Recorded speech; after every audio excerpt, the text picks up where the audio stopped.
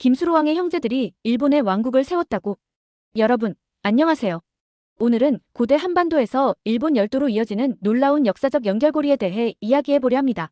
주인공은 바로 가야의 시조, 김수로왕, 그리고 그의 형제들입니다. 혹시 들어보셨나요? 김수로왕의 형제들이 일본으로 건너가 왕국을 세웠다는 이야기. 사실 이건 단순한 설화나 민간 전승이 아니라 일본 서기와 삼국유사, 가라쿠키 등의 사서에 흔적이 남아있는 역사적 퍼즐입니다. 1. 김수로왕과 9형제의 전설. 김수로왕은 가야의 시조로 9명의 형제 중 한 명이었습니다. 삼국유사에 따르면 9개의 알이 하늘에서 내려와 각기 다른 형제들이 나라를 세웠다고 하죠.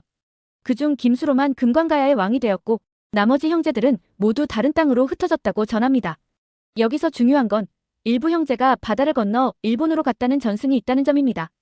이 일본 서기에 등장하는 금관국 도레인. 일본 서기에는 흥미로운 기록이 있습니다.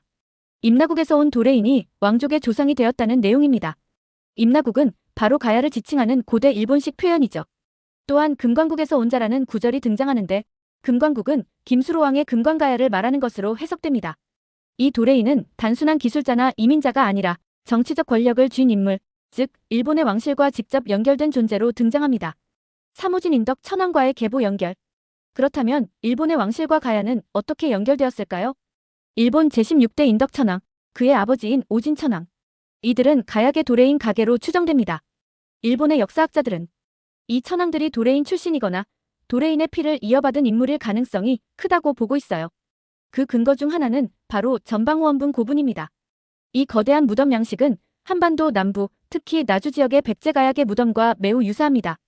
일본 전역에 5,000기 넘게 퍼져 있는 전방호원분의 원형이 한반도 남부에서 발견되고 있다는 점은 이러한 가설을 실증적으로 뒷받침합니다. 사가야계가 일본에서 왕국을 세울 수 있었을까? 그럼 왜 김수로왕의 형제들은 일본에서 왕국을 세울 수 있었을까요? 첫째, 가야는 철기 문화와 조선 기술, 해상 항해 기술이 매우 발달한 해양 세력이었습니다. 이러한 기술력은 일본에서 매우 희귀하고 귀중했기에 가야계 도레인들은 곧 지도자층으로 받아들여졌을 가능성이 큽니다.